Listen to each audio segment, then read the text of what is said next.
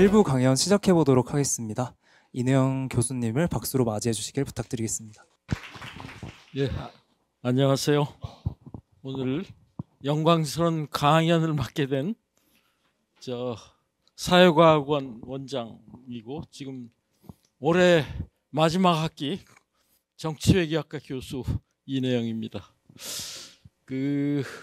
제가 이 강연을 맡을 자격이 있는지, 이 주제가 저한테 주어진 주제가 김준엽 선생님의 생애인데, 저보다 훨씬 더 김준엽 선생님과 오래 그 활동을 하셨던 선생님들이 계신데 지금 이제 연로하시고, 그래서 제가 사양을 할 수가 없었습니다. 이게 또 이 행사의 공동 주최자이기도 하고 원장으로. 그래서 제가 오래전에 읽었던 책을 다시 읽고 그러면서 김준엽 선생님의 생애를 정리를 했고요. 근데 저는 김준엽 선생님의 생애는 이미 박물관에서 잘 정리도 돼 있고, 그래서 그 얘기를 하기보다는 김준엽 선생님의 생애가 왜 많은 분들이 그걸 존경을 하실까, 이 얘기를 한번 정리를 해볼 거고요. 또 더 중요한 거는 오늘의 강연이 청년들, 학생회가 중심으로 하는 거니까 이 시대 청년들에게 김준엽 선생님의 삶이 어떤 교훈을 줄까, 이걸 제가 좀 생각을 했는데 그게 생각보다 어렵더라고요. 그러니까 그래서 그 부분을 중심으로 얘기를 해서 제 양력 간단하게 해놨는데, 저하고 김준엽 선생님의 인연을 짧게 얘기를 해보겠습니다. 94년에 제가 미국에서 유학하고 귀국을 했는데 김준엽 선생님하고 저하고 인연이 없었어요. 저는 정치외교학과 출신인데 제 지도 교수님이신 서진영 교수님이 김준엽 선생님 총장 하실 때, 하긴 그 이전에 유학 가실 때부터 김준엽 선생님이 도와주셔서 추천서도 써주고, 또 그 당시에 서진영 선생님이 학생운동에 관련이 돼가지고 비자 받는데 어려움이 있으신 거를 김준엽 선생님이 미국 대사관에 추천서를 써서 유학을 가는데 어려움을 극복했다는 얘기를 듣고, 그러니까 김준엽 선생님은 당신이 아끼는 서진영 선생님의 제자가 유학 갔다가 왔는데 그럼 사회과학원의 연구위원으로 와서 자리 잡을 때까지 월급을 줄 테니까 하라, 그런 뜻으로 저를 그래서 제가 한 1년 조금 안 되게 김준엽 선생님을 모시고 그 당시에 이제 개간사상이라고 하는 사회과학 저널 만드는 걸 도와드리고, 한 일이 별로 없습니다. 그 당시 이제 한중 수교의 학술 교류하는 거, 영어 편지 쓰고 그러면서 점심도 같이 하고, 그러면 그 당시에 저한테 하신 말씀이 두 가지였습니다. 하나는 사회과학을 하는 이 박사가 명심을 해야 되는 거는 학자가 돼서 자기 논문을 쓰는데 그 학문이 나라의 보탬이 되는 학문을 해라. 그 얘기를 하셨고요. 또 하나는 교육자는 학생, 제자 키우는 거에 열심을 다하지 않으면 그 교육자가 아니다. 그래서 만날 때마다 그 말씀을 하셨어요. 그래서 그게 평생에 저한테는 제가 따라야 될 그걸로 여기고 살았는데, 지금 돌이켜 보면 선생님 말씀을 다 충실히 다하지 못한 이 정년을 앞두고 생각해 보면 부끄러움이 있습니다. 그럼에도 불구하고 이렇게 평생을 닮고 싶은 어른이 있는, 그건 얼마나 다행스러운 일인가. 요즘 캠퍼스에 보면 여러분들이 교수님들 중에서, 아니면 교수님이 아니더라도 이 사회에서 내가 이분은 꼭 닮고 싶다라고 하는 분을 갖고 있나요? 많은 젊은이들이 그런 분이 없다고 얘기하더라고요. 제가 수업 시간에. 참 불행한 시대입니다. 그래서 그렇기 때문에 김준엽 선생님을 우리가 기리고 그분의 삶을 다시 되새기고 또 이 시대 청년들이 그분의 삶 속에서 어떤 걸 배워야 되는가라고 하는 것을 이렇게 다시 한번 나누는 시간이 저로서는 상당히 중요하다고 생각을 하고요. 그러면서 김준엽 선생님이 그렇게 말씀하셨어요. 논문 쓰는 것도 좋지만 나라의 보탬이 되려면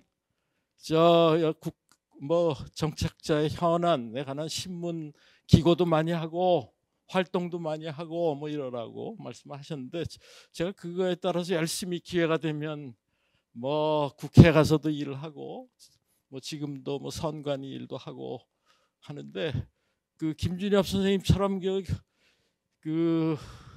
그런 결기를 가지고 어느 조직에 가서 그 조직을 키우고 싸우고 하는 일이 생각보다 어려운 일이고, 그걸 경험을 해보니까 김준엽 선생님의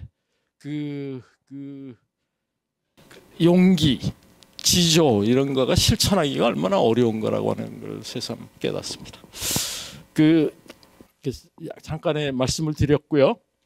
목차도 얘기를 하고 빠르게 김준엽 선생님의 생애를 빨리 정리하고, 이게 제가 이 얘기를 오래 하면 다 중복이 돼서 지난주부터 계속 들었던 얘기 또 반복하는 것 같아서, 이게 김준엽 선생님에 대한 수식어가 다양하죠.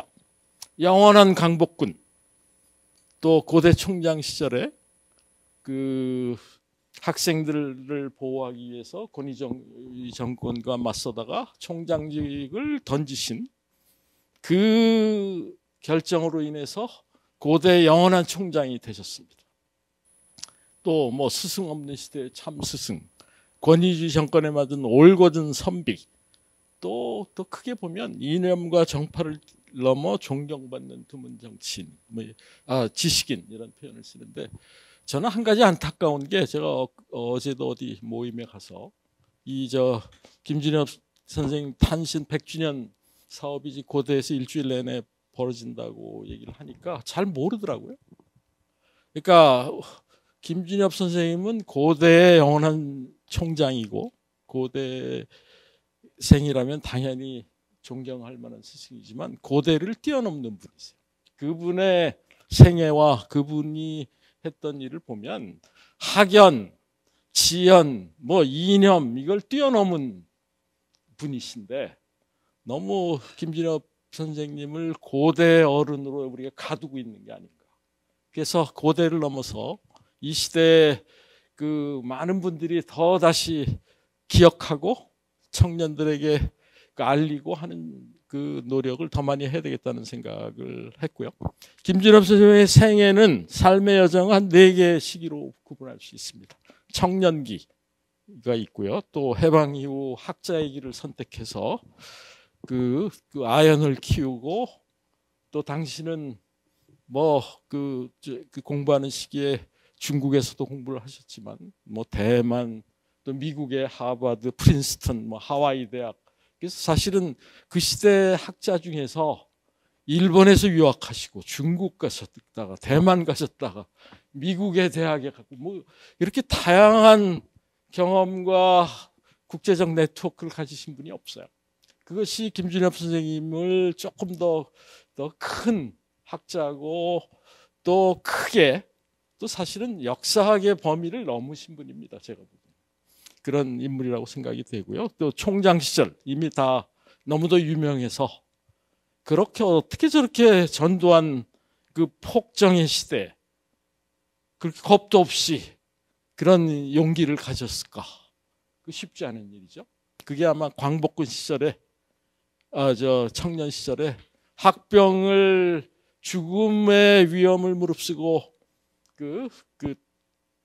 탈출해서 6,000리 장정을 통해서 임시정부에 가담한 결기, 용기가 전두환 시대 그것도 겪었는데, 내가 전두환 정권, 오래도 못 갈 정권 굴복을 한다고 하는 건 김준엽 선생님의 자존심이 허양하지 않으셨겠죠.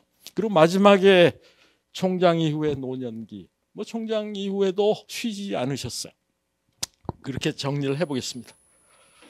성장 배경 뭐 이미 다 얘기해서 제가 이게 광복군이 되는 시기 얘기 안 해도 다 많이 들으셨을 것 같아서 그냥 성장 배경을 보면 아버님이 상당히 부유한 직접 공장을 경영한 대지주셨고요. 그리고 사남 일녀의 막내로 탄생하셔가지고 유복한 시절을 보냈고 또 뭐 그 형들의 사랑도 많이 받았고 그런데 그 부친과 형들이 그렇게 뭐 부유한 대지주였음에도 불구하고 반일의식이 상당히 강했던 것 같습니다. 아버님도 그 평안북도니까 그 중국하고의 압록강 인근에 사셨는데 독립운동 세력에게 군자금도 몰래 그 장정에 보면 그 얘기들이 나옵니다. 지원도 하셨고 특히 둘째 형은 아주 본격적으로 독립운동을 하셨던 분이고요. 그래서 뭐 이 신의주 고등학교 때부터 이 반일 의식이 강했는데 계이오 대학에 가서 이제 뭐 역사학을 공부하러 가셨다가 이제 학병이 지금 피할 수 없는 것을 알고 계이오 대학 때부터 지금 독립군에 가담하겠다고 하는 준비를 하셔가지고 뭐 나침판이니 뭐 이런 걸 해서 학병에 끌려가면 바로 탈영을 하겠다. 그래서 임시정부 광복군에 가담하겠다는 준비를 하셨던 것 같아요. 그러니까 그때 나이가 지금 따지고 보면 21세죠. 만으로. 여러분들이 지금 몇 살인가요? 21세에 죽음을 무릅쓰고 그 탈영을 하는 거가 쉽지 않은 결단이죠.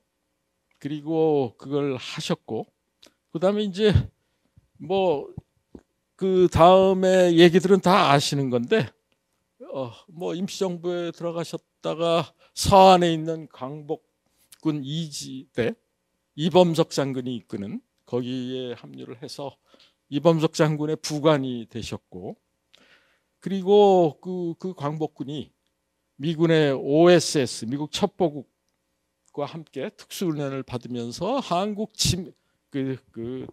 진공 작전이라고 하는 거를 이제 준비를 했는데 불행하게도 그 계획된 일자 그 9월 달에 그 진격 작전이 개시되는 걸로 준비를 했는데 원자폭탄 투하에 그 일본이 먼저 항복을 해가지고 그 기회를 놓치셨죠. 이게 사실은 이게 굉장히 해방 이후사를 생각하면 굉장히 안타까운 일입니다. 아마도 조금의 일본의 그 항복이 좀 늦어져서 한국의 광복군이 진격작전에 참여를 해서 조금이라도 기여를 했으면 해방 이후에 그 한국 임시정부 요인들이나 한국의 목소리가 조금 더 커졌을 가능성이 좀 있죠. 이제 그 점에서 좀 안타까운 일이고요. 이 시절에 그 결혼을 하시는데 이범석의 비서였던 민영주 여사하고 결혼을 했고 민영주 여사의 집안이 독립군 운동가 명문 가족입니다. 민필호 선생님은 임시정부에서 김구 선생님의 비서실장을 하셨고 또 민영주 여사의 외할아버지가 신규식 선생님이시니까 그러니까 전부 그 처가도 독립운동의 그 명문가라고 할 수 있겠습니다. 이 사진 몇 장이 어머니하고 그 찍은 계이오 대학 시절의 사진이고요. 오른쪽도 그 시절의 사진이고 그 세 번째 사진은 너무도 유명한 그 광복군에 참여해서 장준하 선생님도 계시네요. 그래서 그때 찍은 사진이고요. 이 제가 지금 얘기한 모든 자세한 스토리가 이 장정 5권의 책에 나와 있는데 5권을 읽은 학생들이 거의 없을 거예요. 그죠? 이게 좀 방대하기도 하고 근데 이게 조금은 이 내용을 보면 조금 더 김준하 선생님의 고민 뭐 이걸 상세하게 알 수 있으니까 근데 이제 불행하게도 지금 장정 5권이 서점에서 살 수가 없어요. 그 절판이 돼서 그래서 광복군 시절 얘기는 이번에 아연에서 출판을 했지만 저 개인적으로는 이 장정 5권이 다시 우리가 서점에 살 수 있게 되기를 바랍니다.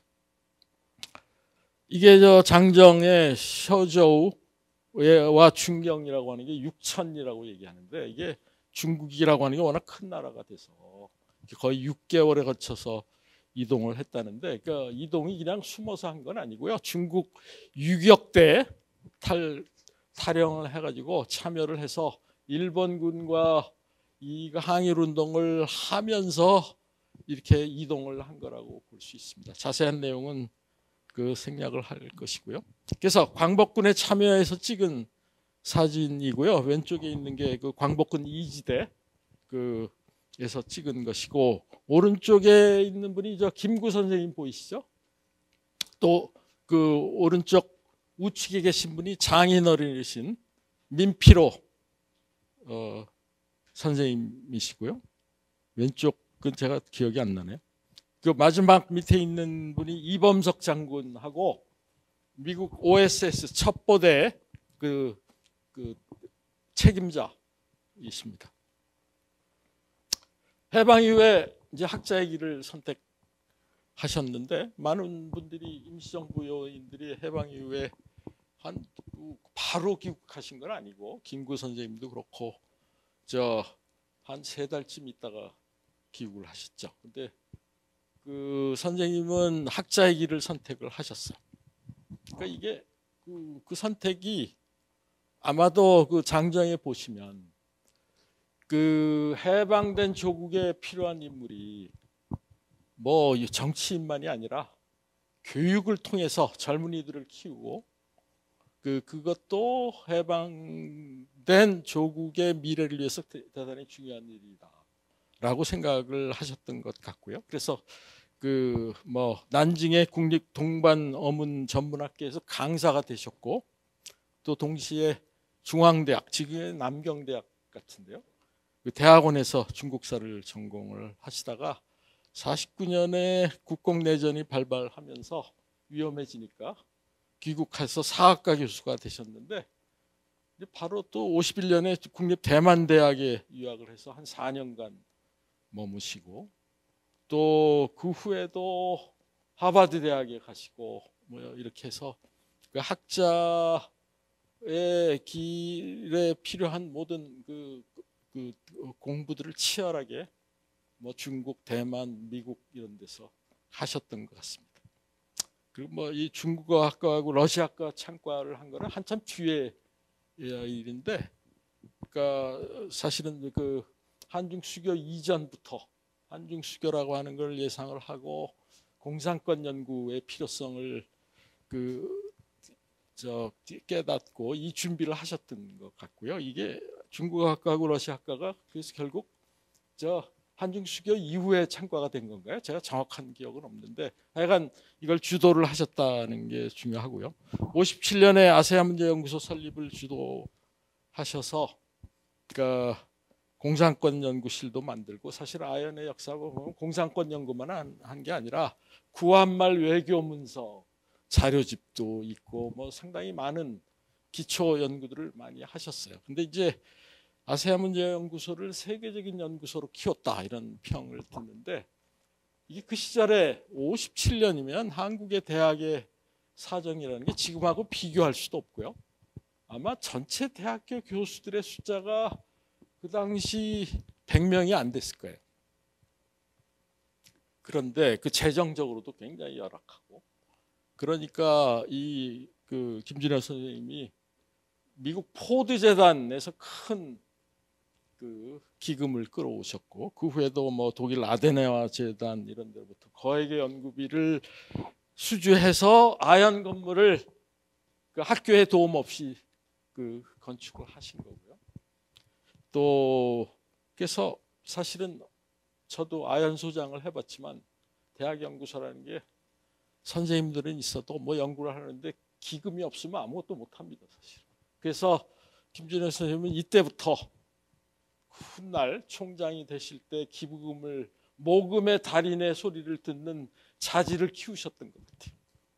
그래서 포드 재단에서 꽤 많은 자금을 끌어쓰다가 건물도 지으시고, 그걸 가지고 매년 국제학술회를 열고, 그래서 한국에서 그 시대에 외국 학자들을 불러서 뭐 통일 문제나 또 뭐 그 동아시아의 여러 국제 관계나 이런 학술회의를 할 수 있는 재정적 기반을 갖고 있는 그 연구소가 없었고, 그래서 그 아연이 말하자면 한국의 사회과학이나 역사학자들이 해외와 학술 교류의 창구가 될 수밖에 없는 상황이었고, 그래서 그 외국에서 고려대학교는 몰라도 아세안 문제연구소는 안다고 할 만큼 그 명성을 가지게 된 것이죠.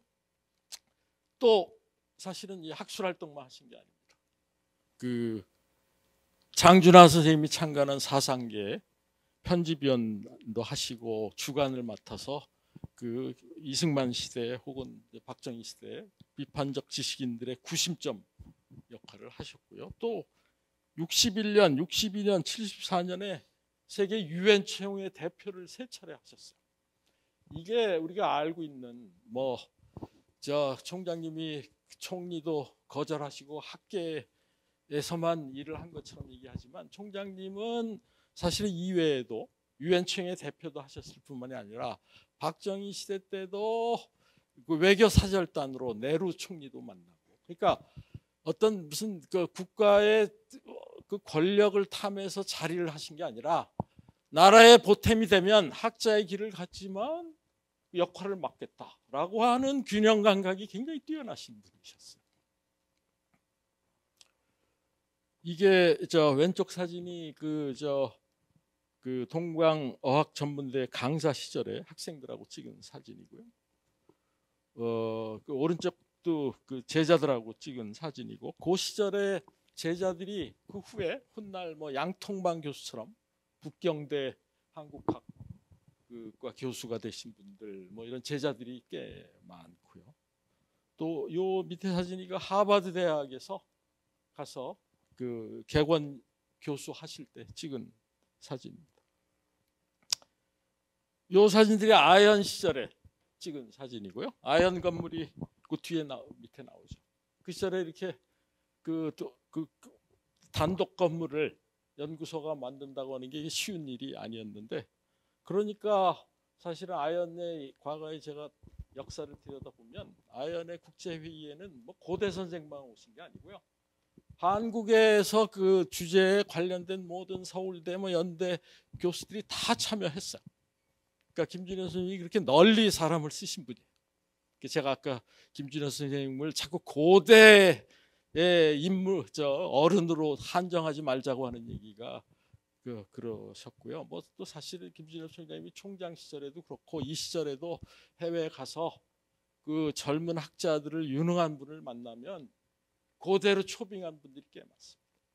뭐 서상철 교수, 뭐 한승주 교수, 우리 과에 뭐 이분들이 다 김준엽 선생님을 통해서 고대에 소개돼서, 뭐 이인호 교수님 러시아과 뭐 이런 분들이 다 그렇고요. 뭐 박영철 교수 뭐 다 계시죠. 이게 뭐 국제회의 했던 사진이고요.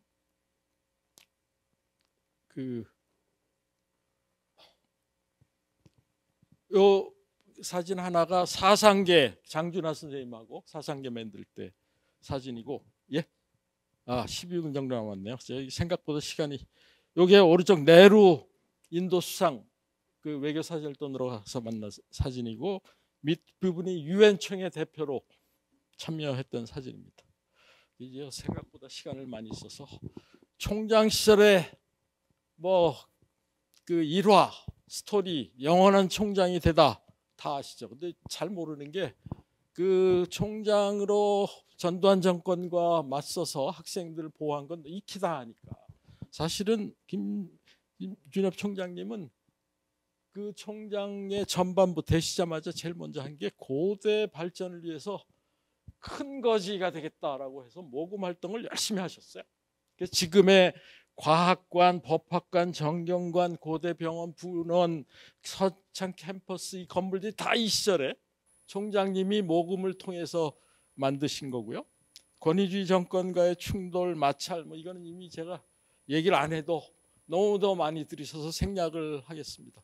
하여간 중요한 거는 한 건이 아니라 해직 교수 복직 문제나 총학생의 선출권이나 민정당사 정거농성 건이나 이 모든 과정에서 고대 김준엽 총장님이 그 타협을 안 하고 왜 학생을 이렇게 자르느냐라고 하는 것 때문에 다른 대학 총장들이 참 어려우셨고, 저는 이 시절에 마지막으로 이 총장을 던져진 그 선택이 항상 선생님 말씀하셨던 현실에 살지 말고 역사에 살라고 하는 현실의 총장직을 버리는 선택이 김준엽 선생님이 역사에 남는 선택을 하신 거라고 생각을 합니다.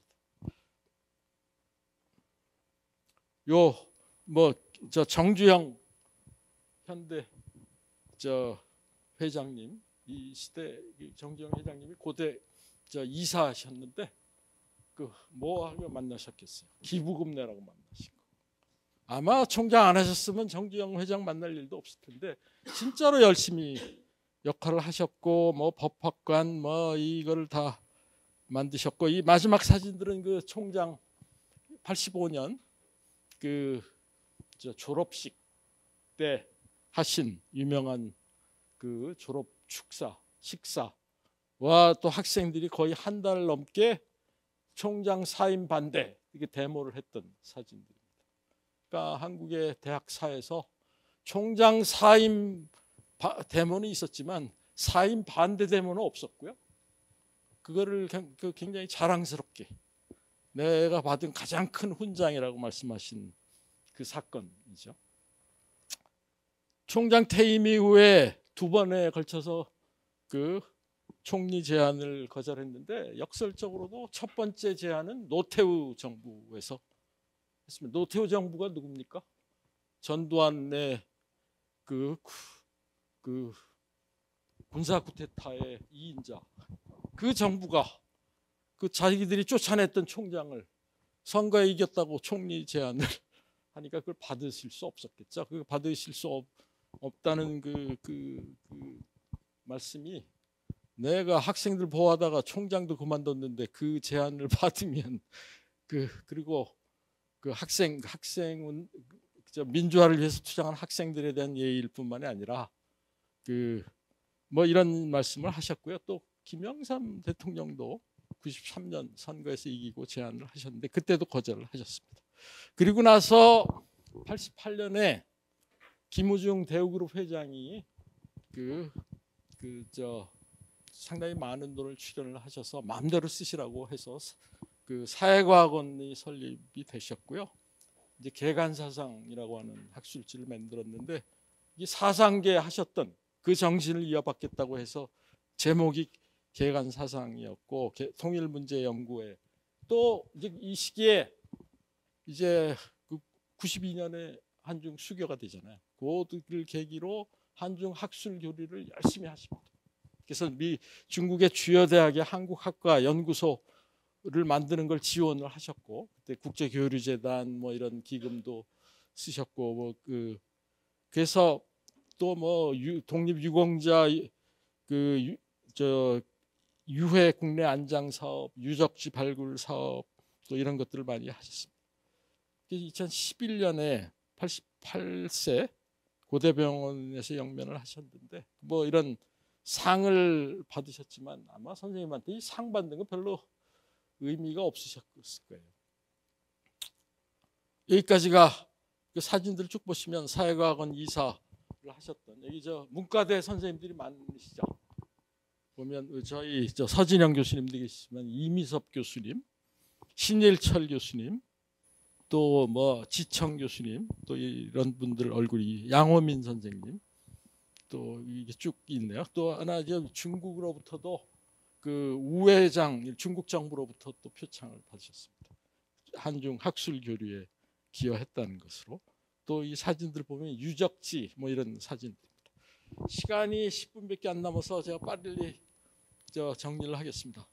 그러니까 김준엽 선생님의 이 생애가 수많은 사람들이 이렇게 100주년이라고 기념을 하고 할 이유가 뭘까?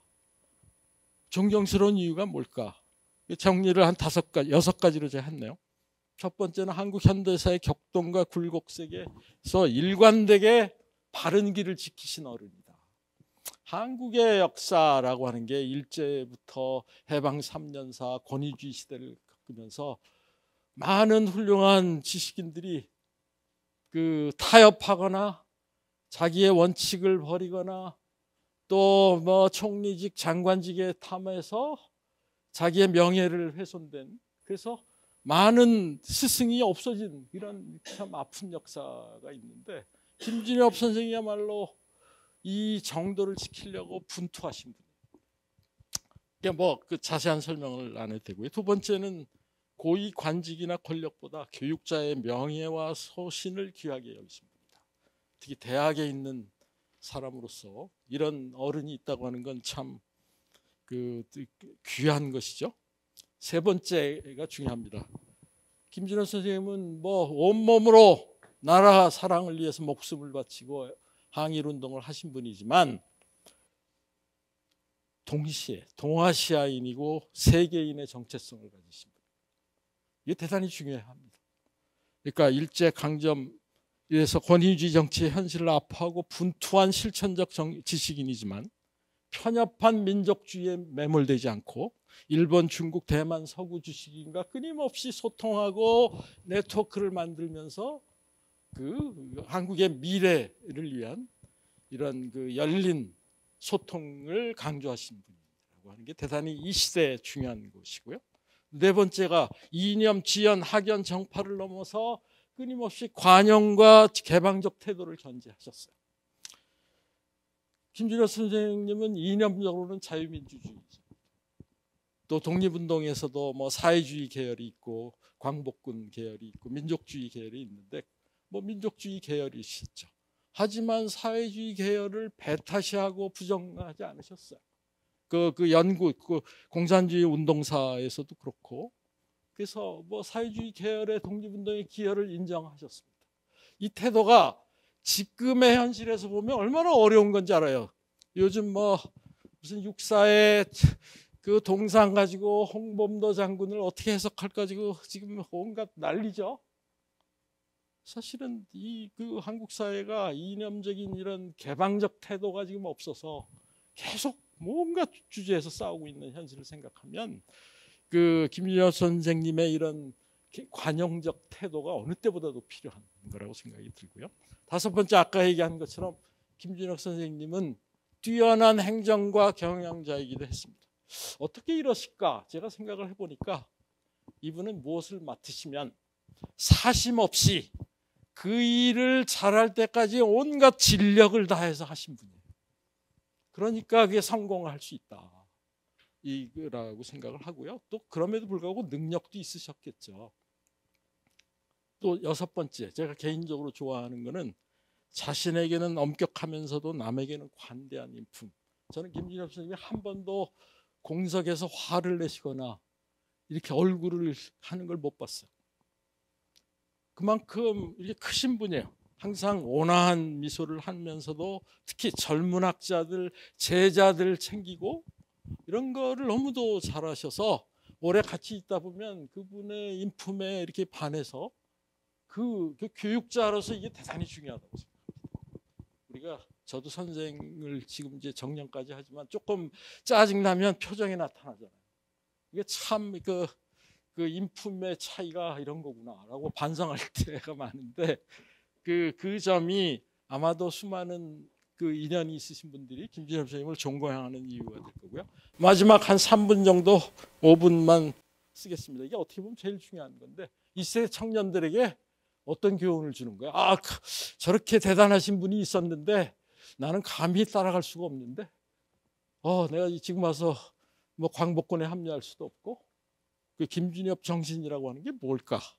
이게 제가 고민을 해봤어요. 결국 앞에 얘기 아무리 해도 100년 전에 나셔가지고 그랬는데 우리한테 무슨 관계지? 우리는 취업도 어렵고 결혼도 못하겠고 이런데 그 위대한 삶을 살란 말이야? 이렇게 해서 항변할 수 있겠죠. 그런데 사실 메시지를 제가 한 3가지로 정리를 해봤습니다. 첫 번째, 국가와 사회에 기여하는 비전을 가지고 긴 시야에서 열심히 실력을 키우고 미래를 준비하기를 바란다. 이게 아마 김진호 선생님이 살아계시면 하실 것 같아요.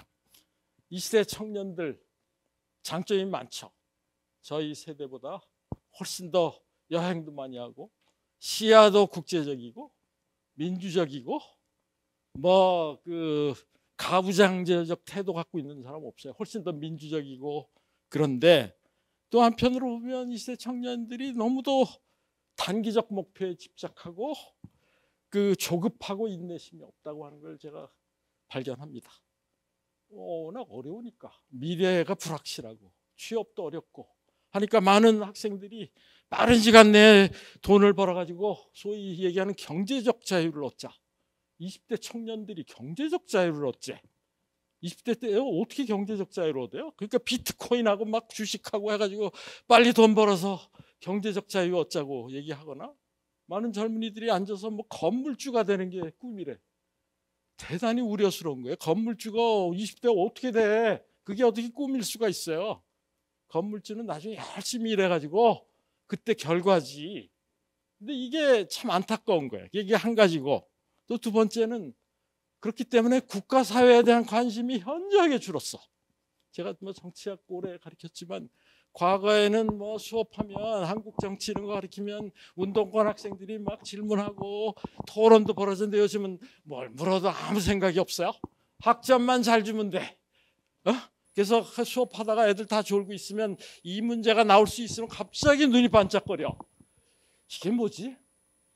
아니 한국의 고대 학생들이 한국 사회의 쟁점에 대한 관심이 이렇게 없으면 한국의 미래는 누가 책임지는가를 우려할 수밖에 없어요.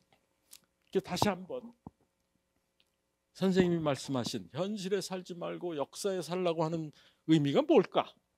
단기적인 이익이나 편협함이 아니라 국가의 사회에 기여하는 인생 비전을 가져야 된다. 이게 어렵지만 이 시간에 있는 오신 분들이 노력하자고요. 저도 아까 고백한 것처럼 김진엽 선생님의 삶이 배우고 싶어도 다 못 따라합니다. 능력도 부족하고 뭐 해서. 그렇지만 어떤 모델이 있다는 건 대단히 중요한 거예요. 그죠? 두 번째, 변화하는 국제 질서에 대한 지식과 안목을 여러분들이 가져야 됩니다.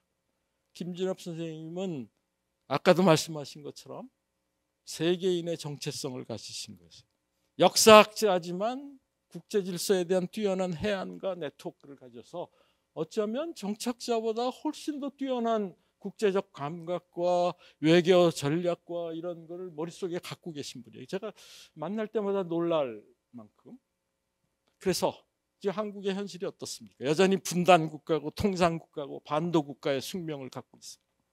이런 한국에서 미래를 위해서 이 시대 청년들이 국익과 생존에 대한 전략적 고민과 안목을 키워야 한국의 미래가 생깁니다. 그러니까 청년들이 보면 이런 거예요. 둘 중에 하나. 정치 사회 현실에 대한 관심을 끄고 살거나 아니면 가지면 편협한 민족주의를 갖거나 정파적 태도에 막 휘둘려서 하는. 둘 다 위험한 거거든요.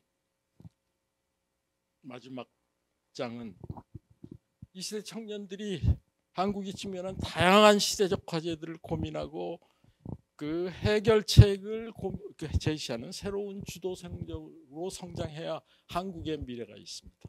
한국 사회의 지금 시대적 과제라고 하는 게 이제 뭐 과거 분단 문제도 여전히 남아 있지만 굉장히 많죠. 저출산 고령화로 인구가 소멸되는 위기에 처해 있어요. 성장 동력을 한국 경제는 상실했어요. 남북 관계는 교착돼서 북한 핵 위협이 여전히 남아 있어요. 또 뭐 이런 어려운 과제에 한국의 정치적 리더십이라고 하는 게 뭐 단기적인 권력 싸움을 하느라고 아무런 비전을 제시하지 못해.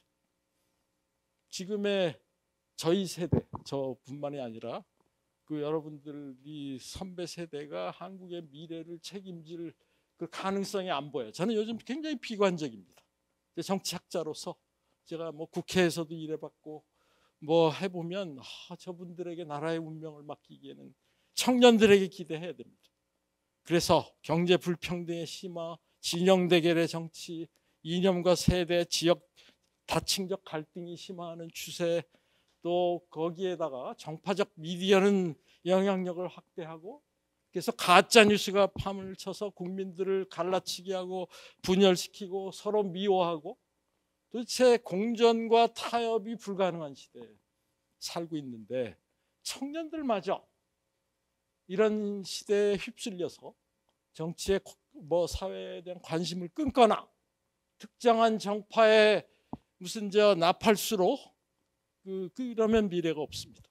그래서 대안을 얘기하자면 여러분들이 깨어나야 돼요. 진영 논리와 선동 정치를 넘어서 공정과 관용의 가치를 내면화하고 편향된 미디어나 또 과도한 이에 대한 노출을 줄여서 깨어나야 됩니다. 그래서 정보도 다양하게 습득하고 그래서 모든 그 국가 정책의 시비에 대해서를 가리는 비판적 성찰의 능력을 키워야 돼요. 앞에서 얘기한 과제에 정답이 없어요. 정답이 딱 있으면 그게 쉽게요. 딱 진영마다 정답도 다르고 그럼에도 불구하고 그 다른 세력 간의 타협과 상대방을 인정하고 하는 것에 국민적 합의가 도출이 될 텐데 이걸 기대하기는 한국의 정치권이나 또 저를 포함한 기성세대의 그 논리나 리더십이 참 부족하다는 생각을 하고 여러분들에게 이걸 기대합니다. 시간이 다 돼서 제가 마지막 요약 및 맺은말은 생략을 할 텐데 한마디만 얘기하면 김준혁 선생님은 당신이 있었던 그 시대적 과제를 해결하기 위해서 진력을 다해서 치열하게 사신 분이에요. 여러분들도 치열하게 살았죠. 대학 들어오기까지 얼마나 야자 도망 안 가고 야자 수업했고 학원 다니라고 놀지도 못하고 또 대학 들어와서도 옛날 저희 시절하고 다르게 놀지도 못하고 무슨 스펙 쌓느라고 영어 공부하고 치열하게 사는데 그 치열한 삶이 조금 공적 문제하고 연결해서 그 비전을 갖는 그런 준비가 돼야 여러분들의 삶이 역사에 남는 삶이 현실에 살지 않고 역사에 남는 삶이 될 거다라고 하는 생각을 합니다. 이상으로 이제 조금 시간이 지났네요. 그 강연을 마치겠습니다. 감사합니다.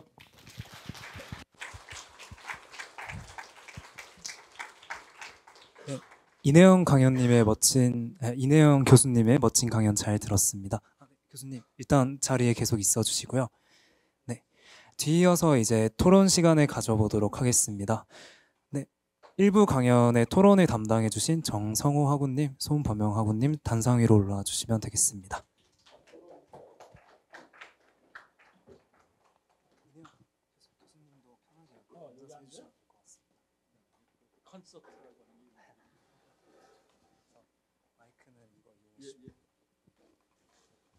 네, 그래서 이내영 교수님의 이제 강연을 통해서 사실 이제 우리가 평소에 가지고 있는 어떤 여러 고민들을 잘 이야기해 주신 것 같아요. 이제 강연을 들으면서 제가 이제 평소에 했던 어떤 고민들 같은 것들에 있어서 많이 공감이 되는 부분들이 있었는데 아마 오늘 토론을 맡게 되신 이제 우리 정성호 학우님, 손범영 학우님도 아마 비슷한 생각을 하시지 않을까라는 생각을 합니다. 네, 그래서 네, 시간이 많이 지체된 관계로 신속하게 진행을 해보도록 하겠고요. 두 분 이제 자기소개 해주시고 이제 원래는 15분인데 이제 지체된 관계로 12분만 진행하도록 하겠습니다. 네, 안녕하십니까. 오늘 토론자로 영광스럽게 이 자리에 앉게 된 사학과 2학번 정성호고 저는 지금 사학과에서 학생회장 맡고 있습니다.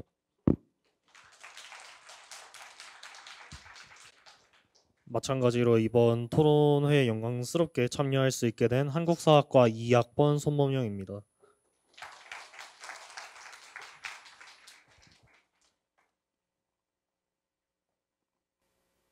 네, 우선 이번에 강연 너무 준비해 주신 거 잘 들었고요. 우선 제 소감 먼저 말씀드리자면 일단 이번에 김준혁 총장님 주관에서 처음 이번 행사에 참여할 때 감정이랑 지금 느끼는 감정이 좀 매우 사뭇 다르다고 말씀드릴 수 있을 것 같습니다.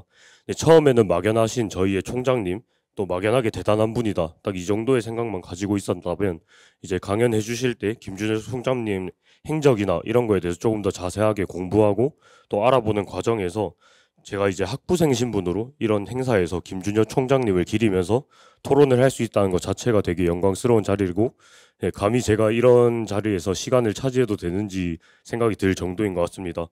네, 먼저 아까 말씀드렸다시피 저는 지금 사학과에서 학생회장으로서 업무를 수행하고 있습니다. 따라서 김준혁 총장님께서 이제 총학생회 편에서 네, 열심히 저희의 입장을 대변해 주시고 또 누구보다 학생과 가까운 총장님이셨다, 이러한 생각도 듭니다.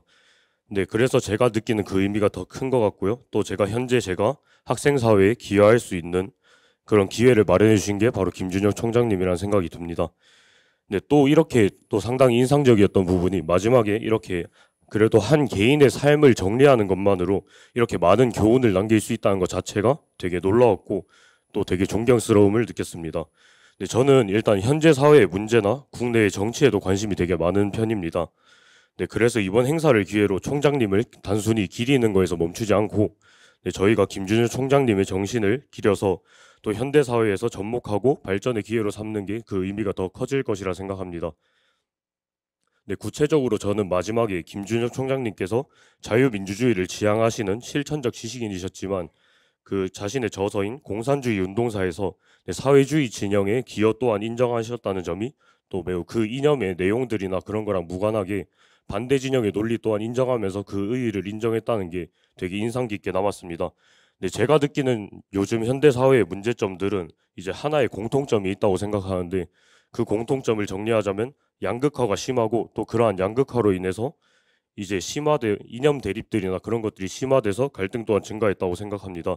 또 이러한 측면에서 김준혁 총장님께서 그 민족주의에 매몰되지 않으시면서 이제 대립되는 이념의 그런 긍정적 측면 또한 인정하셨다는 점을 저희 현대 사회에서 저희 청년들이 본받는다면 그런 현대 사회 문제점들이 상당히 많이 줄어들 것이라 생각합니다. 네, 저는 그 많은 대단한 점들 중에서도 이러한 상대 측의 논리 또한 인정하였다는 것이 매우 인상적이었습니다. 네, 또 이 소중한 자리를 빌어서 다른 학우분들이나 교수님들의 또 어떤 측면이 가장 인상 깊으셨는지 여쭈고 싶습니다. 저는 이만 마치도록 하겠습니다.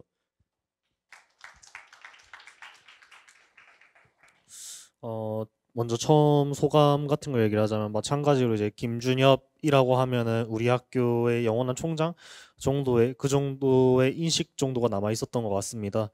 그럼에도 이제 이런 이제 김준엽 주관과 이런 콘서트를 거치면서 김준엽 총장님의 생애를 좀 더 깊이 볼 수 있고 그에 대해서 가진 그 역경과 그 고난을 견디고서 삶을 이어가신 부분에서 큰 영감을 얻은 것 같습니다.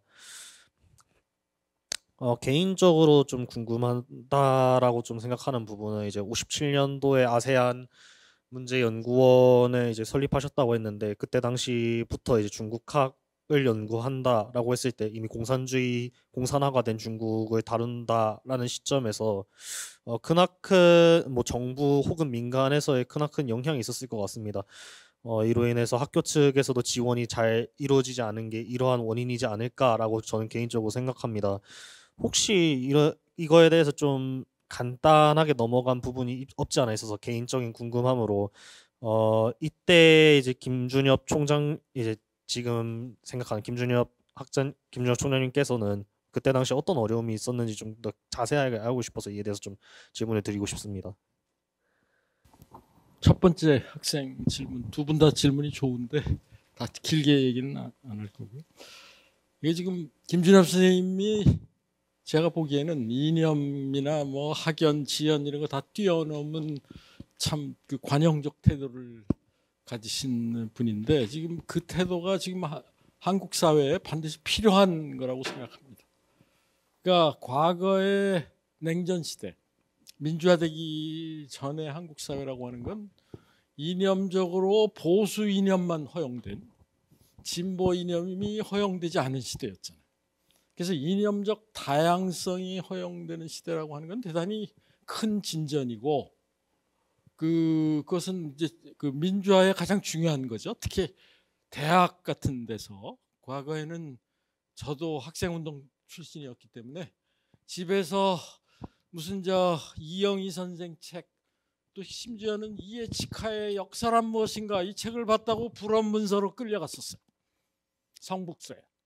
대학에 같은 그 진리를 탐구하는 기관에서 사상적으로 이념적인 제약이 있다고 하는 것은 이게 대단한 그 문제고, 한국 사회가 그래도 뭐 진보와 보수의 이념을 다르게 하는 세력들, 정당들이 경쟁하는 것 자체는 그 한국의 민주주의의 발전의 결과로 그것 자체를 부정적으로 보면 되는 게 아니죠.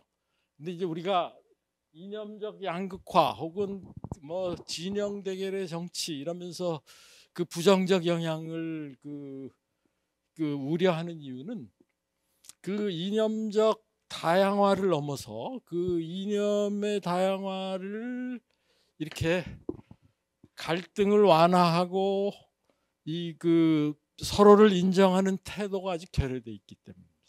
뭐 그 유럽이나 서구 유럽이나 이런 나라에 뭐 심지어는 공산당도 있고 좌파 우파 다 있잖아요.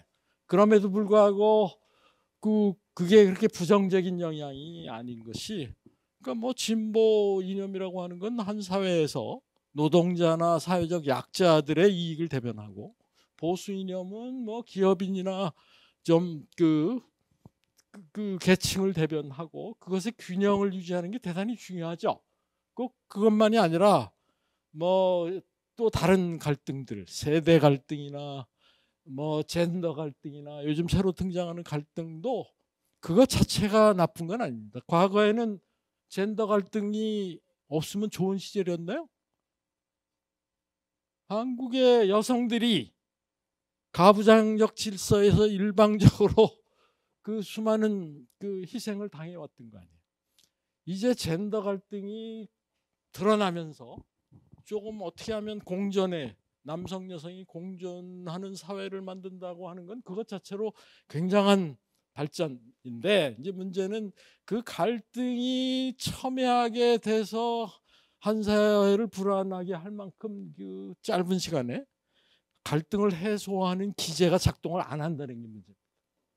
뭐 지역 갈등도 마찬가지고 계층 갈등도 마찬가지고, 그래서 갈등을 드러나는 게 문제가 아니라 갈등을 어떻게 하면 더 해소하고 제도적인 방향으로 공존의 정신, 또 정당 간의 대화와 타협의 정치, 뭐 이게 작동해야 되는데, 너무 짧은 시간에 이런 다층적 갈등이 본격화되면서 이 갈등이 그 사회를 분열시키고 통합의 길을 어렵게 한다고 하는 게 문제예요. 그래서 갈등을 다시 옛날처럼 없애자. 어떻게 없앱니까? 갈등을 없앤다는 건, 갈등은 오히려 드러나지 않고 억압하면 더 문제예요. 한 사회에 계급 갈등이 있을 수밖에 없잖아요. 그 젠더 갈등이 있을 수밖에 없잖아요. 근데 젠더 갈등, 과거보다 집에서는 지금 여러분들의 엄마들이 다 패권을 갖고 있지 않나요? 우리 집은 그렇습니다. 모든 결정을 와이프가 다 하고 저는 따라가. 그런데 사회적으로 보면 여전히 남성 위의 그 질서가 유지되고, 그래서 그 갈등이 이렇게 해소되면서 자리 잡으면 돼요. 근데 이념 갈등 뭐 이런 것도 우리는 지금 분단 문제와 북한의 존재가 있기 때문에 훨씬 더 조심스럽게 다뤄야 되는 문제인데, 이게 요번에 뭐 홍범도 장군 뭐 이것 보듯이 그 이념의 그 차이를 넘어서 그걸 수렴하는 새로운 그 이념적 뭐 이런 그게 마련되지 않은 상태에서 과거의 한국, 특히 현대사를 둘러싼 이 해석이 충돌하는, 그건 대단히 그 비생산적인 그런 갈등이라는 점에서 우려스러운 거죠. 그게 첫 번째 질문에 대한 답이고요. 두 번째, 공산주의 연구실, 그 아연에는 그 김진여 선생님이 만든 그 공산주의 연구나 이런 것 때문에 그 아연 도서관이 따로 있었고요. 거기에 자료를 보려면 비밀 취급인가가 필요한 자료들이 꽤 많았어요. 그래서 아연은 뭐 중앙정보부나 그 당시에 이런 그런 기관으로부터 뭐 외국의 공산권 자료 이런 거 할 때 다 승인을 받고 들어와야 되는데, 때로는 그것 때문에 어려움이 있기도 했죠. 그렇지만 뭐 대학의 연구실이라고 하는 게 그거는 허용이 돼서 큰 문제는 없었지만, 학생들이 이용하거나 이럴 때 민주화되기 이전에는 상당한 제약이 있었던 것도 사실. 여기까지 얘기할게요. 뭐 또 다른 질문 없으시면. 네, 그럼 이상으로 1부 강연은 종료하도록 하겠습니다. 박수 부탁드립니다. 감사합니다.